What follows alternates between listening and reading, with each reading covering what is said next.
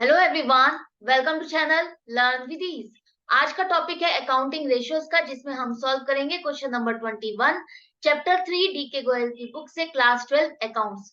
Online sessions, online classes अगर आप चाहते हो, इंटरेस्टेड हो तो जल्दी से अपना नाम और क्लास मुझे इस नंबर पर व्हाट्सएप कर दो। आप मुझे फॉलो कर सकते हो telegram channel learn with ease official, जहां पर आप अपने डाउट्स और कमेंट्स लिख करके भेज सकते हो।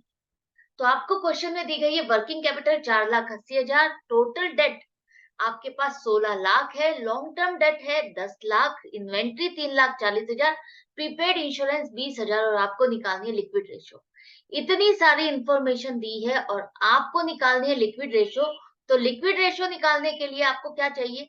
लिक्विड रेशियो आपकी होती है quick asset, sorry quick ratio. तो जिसको निकालने के लिए आपको चाहिए क्विक एसेट और करंट लायबिलिटीज।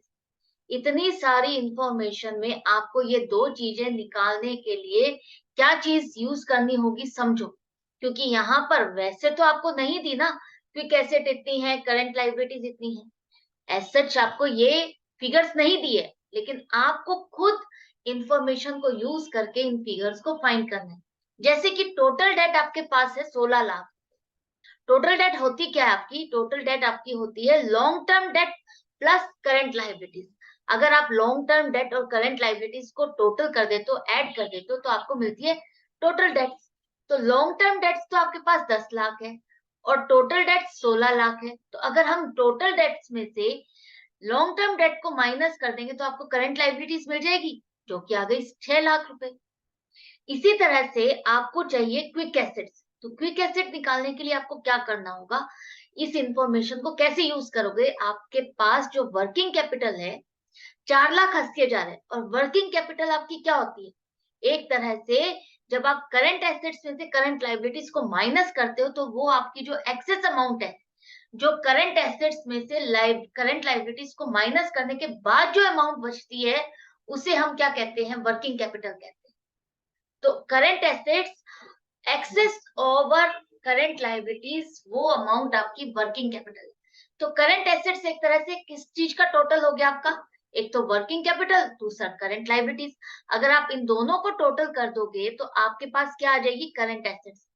तो वर्किंग कैपिटल भी है आपके पास और करंट लाइबिलिटीज अभी आपने फाइंड की ही है। तो 4,80,000 जमा 6 लाख कर दो तो 10,80,000 आपके पास करंट एसेट्स आ गए। आपको चाहिए क्विक एसेट लिक्विड रेशियो निकालने के लिए, जो कि क्विक रेशियो है, उसको निकालने के लिए आपको क्विक एसेट चाहिए। निकालिए आपने, करंट एसेट है। तो अब क्या करें? करंट एसेट्स में से अगर आप इन्वेंट्री और प्रीपेड इंश्योरेंस को माइनस कर दोगे तो आपको मिल जाएगी क्विक एसेट। तो 10,80,000 माइनस 3,40,000 माइनस 20,000 कर दो, आपके पास आ गई 7,20,000 क्विक एसेट। क्यों माइनस करना है आपको करंट एसेट्स में से इन्वेंट्री? इन्वेंट्री मतलब क्या है? स्टॉक। स्टॉक और प्रीपेड इंश्योरेंस को आपको क्यों माइनस करना है?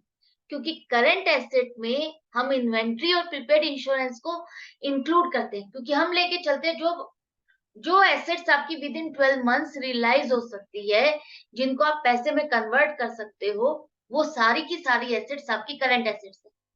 लेकिन क्विक एसेट में हम उन्हीं एसेट्स को इंक्लूड करते हैं जिनका नेक्स्ट फॉर्म, जिनका नेक्स्ट कन्वर्जन सिर्फ और सिर्फ कैश में हो, सिर्फ और सिर्फ आपको कैश का बैलेंस मिले, कैश मिले या बैंक का पैसा मिले। तो आपकी यहाँ पर इन्वेंट्री जो स्टॉक है जिसे आप बेचोगे, तो सेल होगी। सेल होने पर वो आपकी क्रेडिट सेल भी हो सकती है और कैश सेल भी हो सकती है।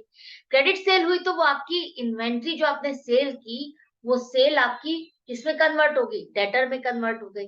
तो डायरेक्ट कन्वर्जन इन्वेंट्री का आपका कैश नहीं है, यहाँ पर डेटर भी हो सकता है, इसलिए हम इसको क्विक एसेट में इंक्लूड नहीं करते। इसी तरह से प्रीपेड इंश्योरेंस। प्रीपेड इंश्योरेंस क्या है?